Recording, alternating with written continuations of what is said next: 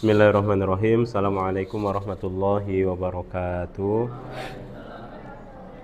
Alhamdulillah wassalatu wassalamu ala Rasulillah Sayyidina Muhammad ibni Abdillah wa ala alihi wa ashabihi wa mawalah. Tibtum wa taba mamsyakum wa tabawwa'tum minal jannati manzilah. Bapak Ibu yang saya hormati, pada Omar kesempatan malam hari ini kita akan membahas satu sosok yang setia luar biasa, menyimpan rahasia sampai saat sekarang pun sejarah nggak pernah bisa mengungkap rahasia yang dirahasiakan itu apa.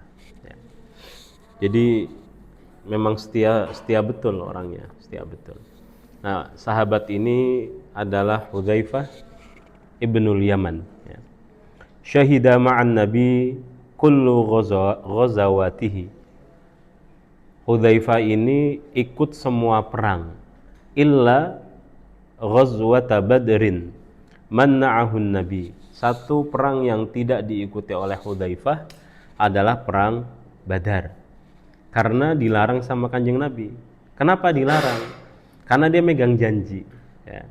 Jadi ceritanya, yaqulu Hudzaifah ibnul Yaman, ma mana'ani an ashhada badran illa an kharajtu ana wa sahibi Abu Khusail.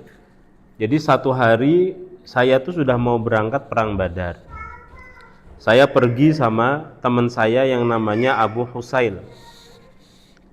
Fa akhadna kuffaru Quraisyin. Di tengah jalan kami berdua ditangkap sama orang-orang Quraisy. Faqalu innakum turiduna Muhammadan. Kamu mau nemui Muhammad kan? Jadi udah ketahuan tuh, kamu mau pergi, kamu mau keluar, mau ketemu sama Muhammad. Kalau sudah ketemu sama Muhammad, berarti kamu nanti merangin kami, orang-orang Quraisy. Faqulna ma nuriduhu wa inna ma nuridul Madinah. Akhirnya Hudzaifah agar selamat mengatakan, kami tidak ingin menemui Muhammad, kami pergi itu mau ke Madinah gitu. Dan di situ Nabi ada di Madinah kan, karena posisi sudah hijrah. Lalu kemudian fa akhadhu minna ahdallahi wa mitsaqahu linatasarrafanna ilal Madinah. Maka akhirnya kita disumpah tuh. Disumpah, dijanji supaya yang penting saya bisa pergi ke Madinah, ya. Wala nuqatil ma'ahu. Dan di antara janjinya adalah kami berdua ini tidak akan menjadi sekutunya Nabi Muhammad untuk memerangi orang Quraisy. Fa'atina Nabi fa akhbarnahu bil khabar. Maka setelah sampai di Madinah, kami cerita sama Nabi bahwa kami tadi ditangkap sama orang-orang Quraisy. Kami dilepas karena kami mengatakan bahwa kami mau ke Madinah, nggak mau ketemu sama Nabi, dan kami nggak mau merangin orang-orang Quraisy. Dikabarin semua cerita itu. Faqala insorofa. Kata Nabi, kalian berdua udah pulang aja. Pulang kemana? Ke Mekah. Pulang aja, nggak usah ikut perang. Nafiyalahum bi'ahdihim wa nasta'inu billahi alaihim. Ya. Kita harus menepati janji sama orang-orang Quraisy, dan biarlah Allah yang menolong kita ketika harus berhadapan sama orang-orang Quraisy. Bisa dibayangin tuh, padahal janjinya itu sama musuh. Nah, dalam peperangan itu biasanya berbohong sama musuh itu kan boleh gitu ya, dianggap biasa gitu. Tapi Nabi nggak mau. Nabi nggak mau, udah kalian pulang aja karena sudah terlanjur mengikat janji. Kenapa teman-teman? Ya, kenapa Bapak Ibu semuanya? Sama Hudzaifah, Nabi itu nyuruh pulang. Kenapa sama Hudzaifah ini Nabi meminta untuk megang janjinya? Karena karakternya Hudzaifah itu setia. Dan kebohongan itu pasti akan membuat Hudzaifah itu menderita. Bisa dipahami nggak ya? Ada orang kan karakternya begitu. Nanti kalau dalam ilmu psikologi itu ada orang tuh karakternya ada dibagi DISC gitu ya. Nah, orang yang setia banget tuh orang yang C itu, compliant. Dia nggak mau salah, dia setia, dia pegang janji gitu. Nah, karena Nabi tahu Hudzaifah ini orangnya orang yang chainnya tinggi banget, setia banget. Nah, ini malah nanti ngebuat perasaan Hudzaifah jadi merasa bersalah dan lain sebagainya. Jadi Nabi itu titis banget, tahu ngelihat karakter sahabatnya orang per orang itu tahu. Lalu kemudian Hudzaifah ini juga zuhud luar biasa. Jadi di masanya Umar bin Khattab itu kan harta berlimpah, harta tuh banyak banget. Karenanya sama Umar bin Khattab saking banyaknya harta itu, harta rampasan perang sama Umar bin Khattab dikelola. Tadinya kan nggak dikelola. Siapa yang ikut perang pasti dapat harta rampasan perang. Siapa yang ikut perang menang dapat harta rampasan perang pasti dibagi sama negara. Tapi ketika kemudian harta itu banyak banget sama Umar bin Khattab, sistemnya diganti, dikelola sama negara yang ngelola. Orang ikut perang, menang, nggak bisa langsung ngambil harta rampasan perang, ada aturannya. Nah, kenapa diatur sama Umar bin Khattab? Sekali lagi karena harta itu banyak sekali. Karena Hudzaifah ibnul Yaman shadiqul lisani, naqiyul qalbi, afiful yaddi, zahidan fid dunya. Artinya bersih, tangannya juga bersih dan zuhud. Qala Ibnu Sirin, bu'itha Umar ibnul Khattab Hudzaifah 'alal madain. Jadi Hudzaifah ini diangkat menjadi pejabat, diangkat menjadi gubernur satu wilayah namanya Madain. Faqara'a ahdatan 'alaihim, ya, diangkat ada SK-nya. Faqalu sallama syi'ta. Salma syi'ta, kata orang-orang Madain setelah Hudzaifah datang, kamu mau minta apa? Bilang aja, kamu butuh fasilitas apa? Bilang aja. Apa kira-kira? Kalau zaman sekarang kamu mau minta fasilitas apa? Alphard gitu kan. Rumah yang di PI gitu, Menteng, PI kan begitu. Standarnya standar begitu gitu. Setiap hari harus apa dan lain sebagainya. Salma syi'ta, orang-orang udah bilang kayak gitu. Karena kamu pejabat, silahkan kamu mau minta apa aja. Dan harta di saat itu banyak banget. Tapi kata Hudzaifah, ta'aman akiluhu wa ilful himari hadha. Saya cuma minta dua aja. Saya minta saya dikasih makan. Dan tolong bawakan pakan untuk himar saya. Himar itu apa? Keledai. Jadi nggak pakai kuda, nggak pakai onta, pakainya keledai. Ibarat wong saiki ke berarti nganggone mobil kijang tapi kijang boyo ke sih. Amustain berarti yo. Amustain. Ini kijang boyo. Orang nganggo Land Cruiser, orang nganggo apa yang depannya R itu apa namanya? Mobil. Hah? Rolls Royce, terus apa mana guys? Ono mana sing ngarepe R iki lho. Itu. Harus pokoknya mobil larang sampai aku ngomongnya angel loh gue. Ya. Jadi mintanya himar. Dan dia minta himar itu ya itu pakan untuk himar saya dan untuk makan saya. Kalau himar itu kan makannya berarti ya ibarat sekarang berarti paling kan solar gitu kan. Ya. Yang murah-murah, yang gampang-gampang aja. Jadi nggak minta fasilitas-fasilitas yang lain. Padahal harta pada saat itu berlimpah. Yang menarik Bapak Ibu sekalian, fa aqama fihi ma sya'allahu lahu ayyuqim. Dia tinggal di situ selama Allah yang tahu waktunya. Maksudnya lama banget. Entah berapa tahun, Allah yang tahu waktunya. Tsumma kataba ilaihi Umar ibn al-Khattab, aqdim alayya. Lalu Umar bin Khattab nulis surat perintah, datang kamu kepada saya. Diperintah sama Umar suruh datang. Falamma balagha Umar qudumahu kaman lahu fit tariq falamma ra'ahu 'ala al-hal allati kharaja 'alaiha atahu fa'anaqahu. Jadi ketika diminta datang sama Umar bin Khattab tuh nunggu di jalan. Ditungguin sama Umar bin Khattab. Ternyata Hudzaifah ibnul Yaman datang itu padahal sudah merintah lama di Madain, datang itu situasinya enggak berubah. Si utuh. Maka sampai Umar fa'anaqahu, dipeluk sama Umar dan Umar mengatakan wa qala lahu anta akhi Wa an akhuk, saya saudaramu dan kamu saudaraku. Nggak gampang, Pak. Sudah menjabat lama, bahkan harta sedang berlimpah, kembali ke kampung halaman, orang sing berubah. Sepatune sik wuto, mungkin sendal ya nek jaman saiki sendal ya sendal swallow apa? Si ono nek remen ki? Carville loh pokoknya aku ya. Carville nek remen lah. Terus celonone apa berarti, Mat? Celana mambu, menangi celana mambu ora, Mat? Ah, ngerti ya. Jadi enggak berubah. Itu susah sekali. Zuhudnya luar biasa. Ada orang setahun jadi anggota dewan aja udah berubah kan ya, Pak ya? Setahun tuh iso ngubah wong mau nerang nganggo jas, saiki nganggo jas, apa iki setahun padahal. Pokoknya selamat kan nek dadi anggota dewan sama Teni kowe selamat to. Ya Rob, malu kita ini sama Hudzaifah ibnul Yaman.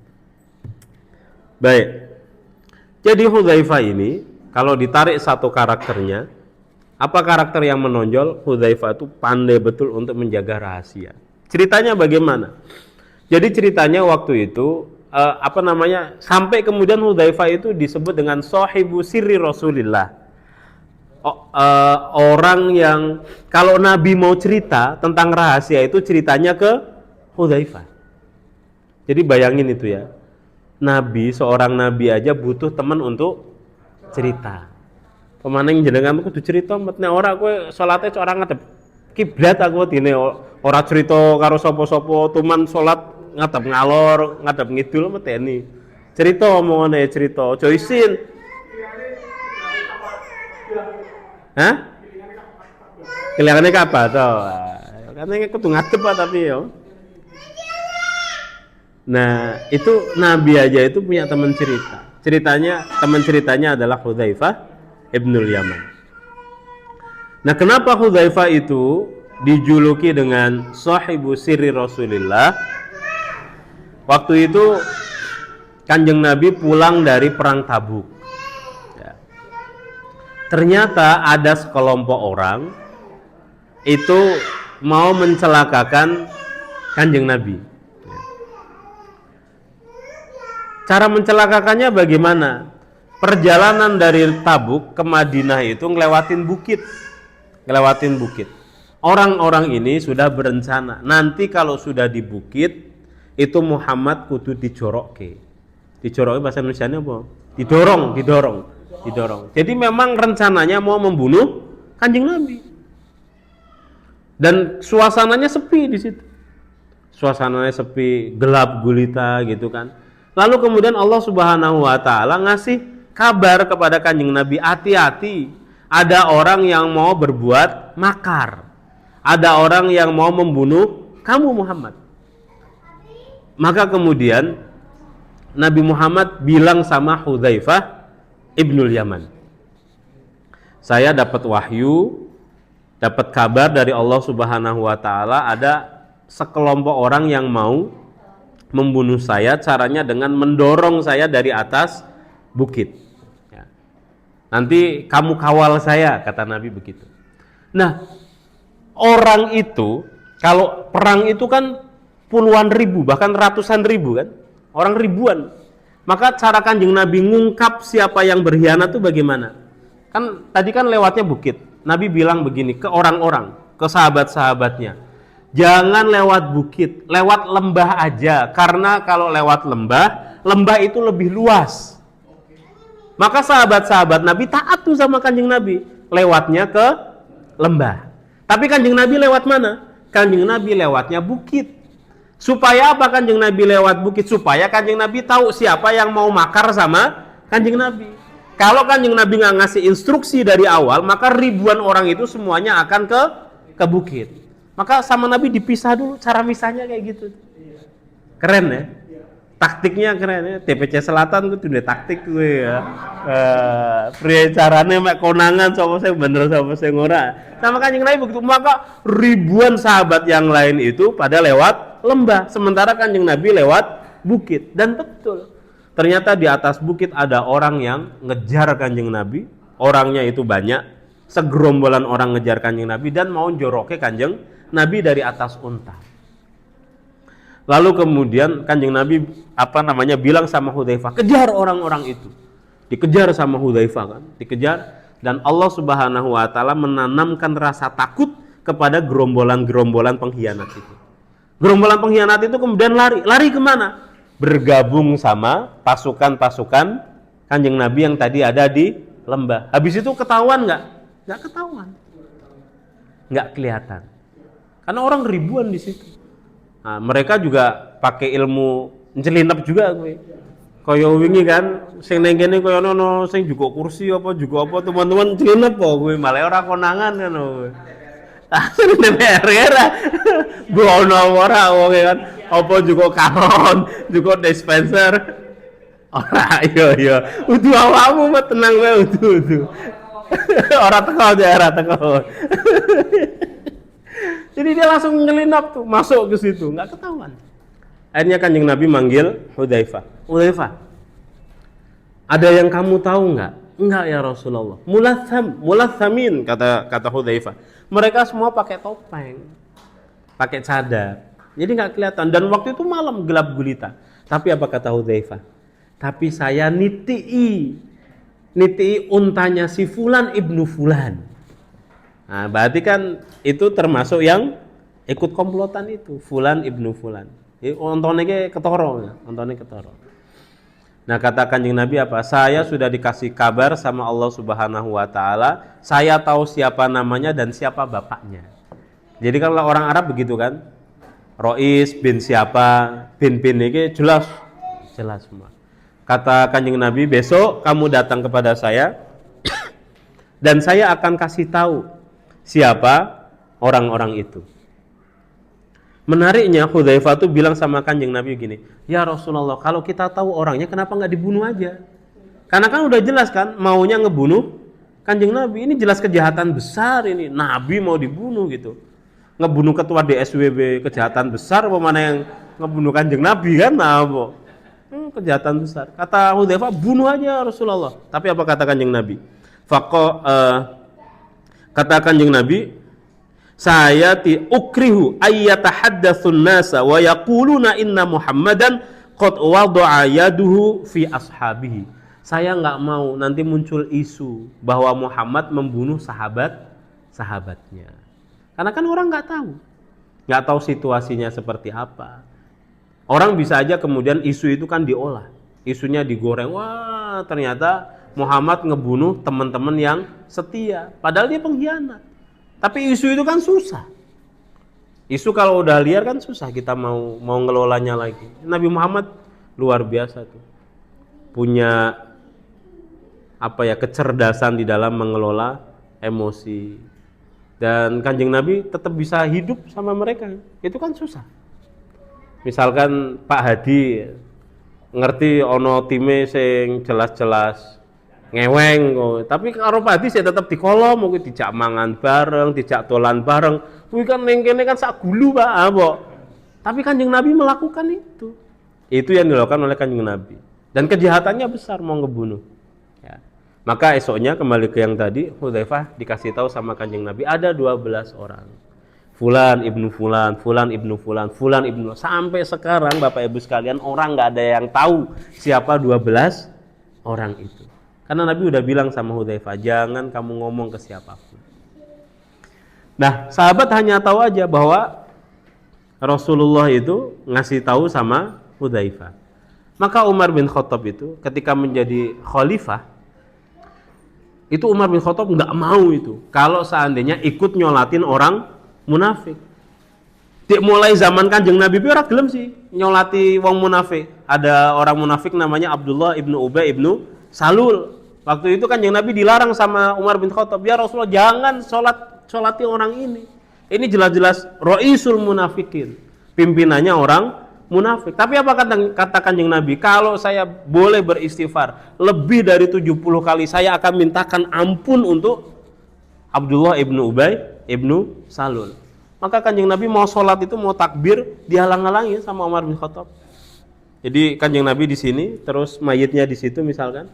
Nah Umar ngalang-ngalangi supaya nggak nyolatin. Jadi dari dulu Umar tuh nggak seneng banget sama orang munafik dari sejak zamannya Nabi. Sampai kemudian Umar bin Khattab didorong sama Nabi, didorong. Lalu kemudian Nabi takbiratul ihram. Nah kalau udah takbir kan udah nggak bisa dihalang-halangi lagi. Tapi hebatnya Umar, meskipun nggak setuju, terus karena Nabi jadi imamnya, Umar ikut-ikutan nyolati. Sampai kemudian turun ayat, ditegur sama Allah Subhanahu wa taala, semestinya orang kayak gini nggak perlu disolati. Nah, jadi dari awal Umar tuh begitu. Maka karena Umar kan nggak dikasih tahu 12 orang itu siapa aja. Yang dilakukan oleh Umar apa? Umar selalunya kalau ketika menjadi khalifah, kalau ada orang meninggal tuh ngelihat dulu, ada Hudzaifah atau enggak. Kalau enggak ada Hudzaifah, maka Umar enggak ikutan sholat. Oh berarti orang ini termasuk 12 orang. Kowe nek mati disolati ora karo Umar bin Khattab, jangan-jangan kowe sing termasuk sing rolas mau, berarti nek ora disolati karo Umar bin Khattab kowe.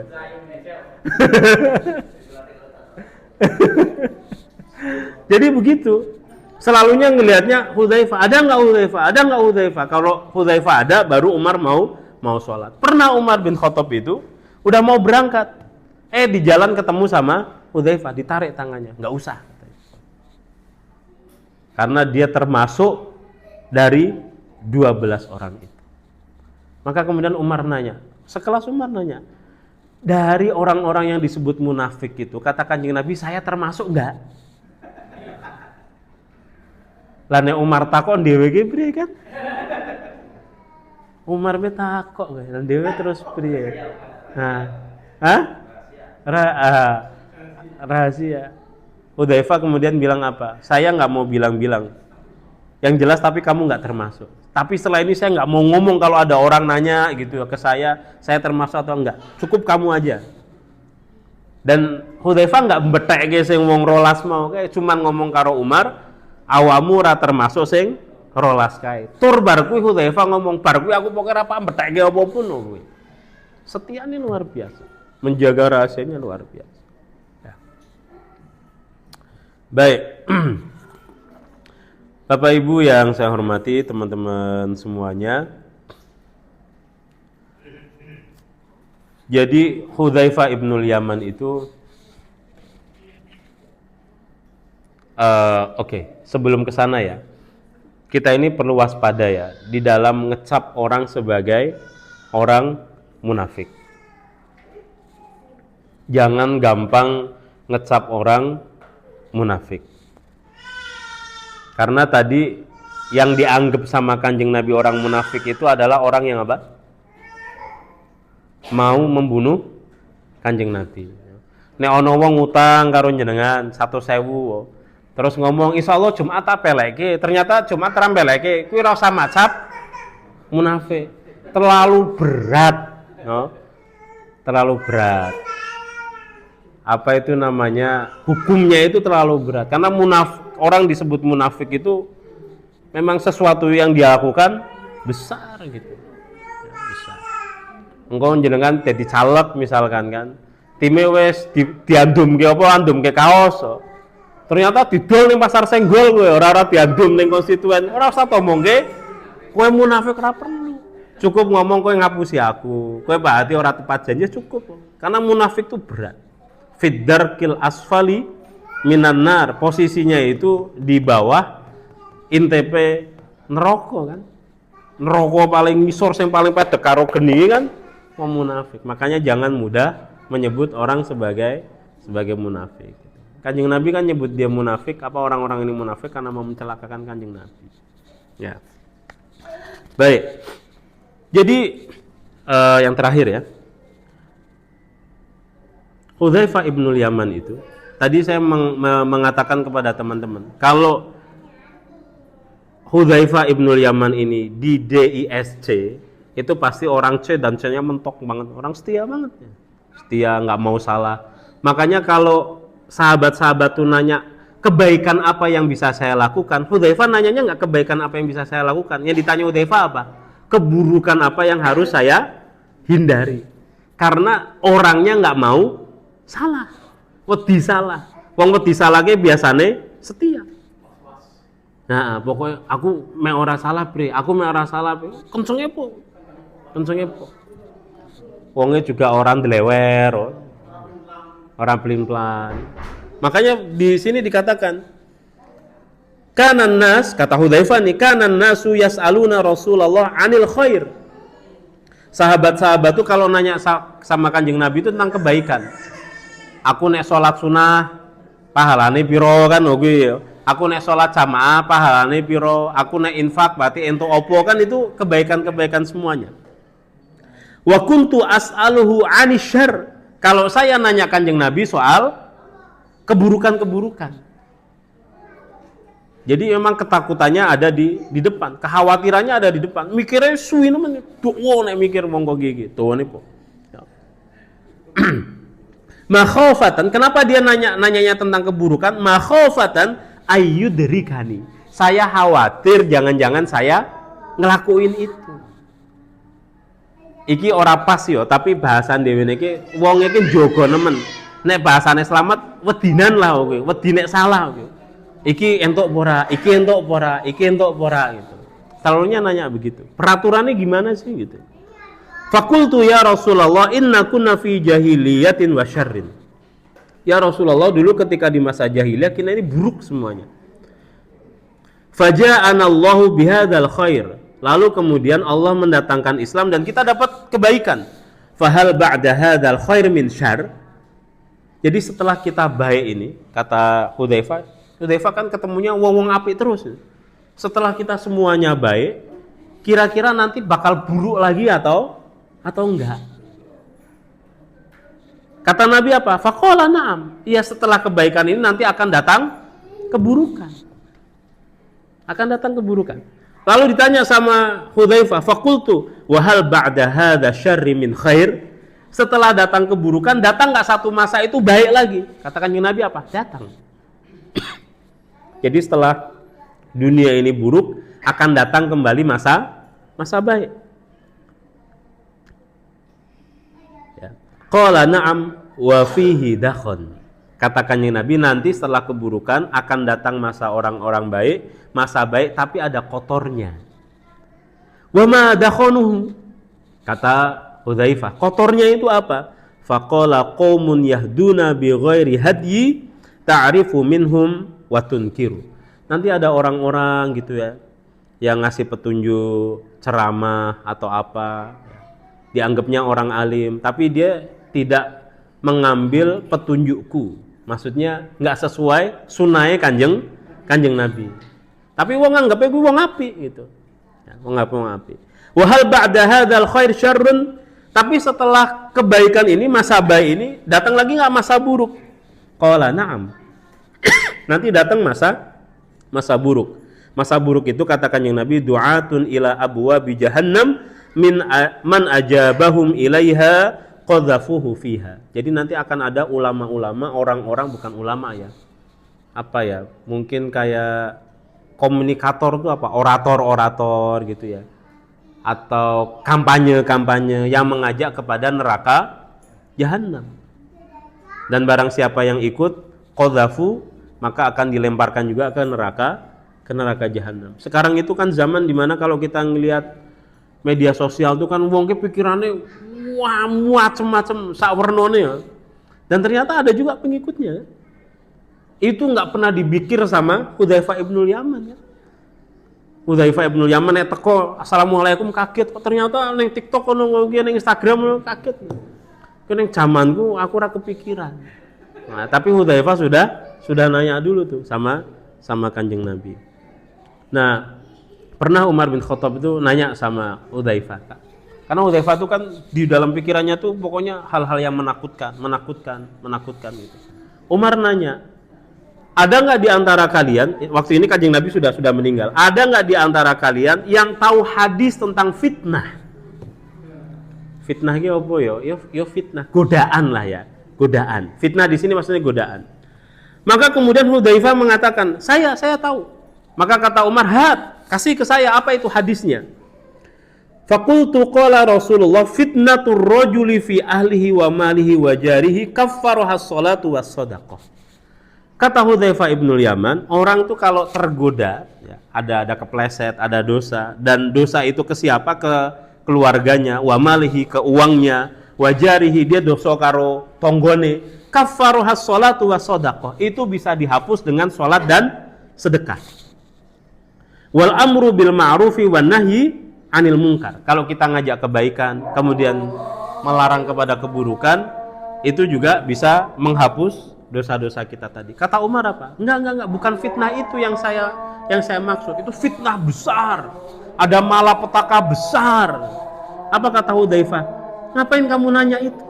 Karena kamu nggak bakal menangi fitnah yang kayak gitu. Hudzaifah sudah nebak itu. Kamu nggak bakal menangi. Loh kok bisa saya nggak bakal menangi? Karena antara fitnah besar itu dengan kamu, wahai Umar bin Khattab, ada penghalang. Penghalangnya adalah pintu. Jadi fitnahnya itu nggak bisa masuk. Huru hara besar itu nggak bisa masuk karena antara Umar sama huru hara itu terhalang sama pintu. Tapi nanti masuk nggak huru hara itu? Masuk. Caranya bagaimana masuknya? Apakah pintunya lepas atau pintunya digedor terus? Apa somplak? Somplak dijebol.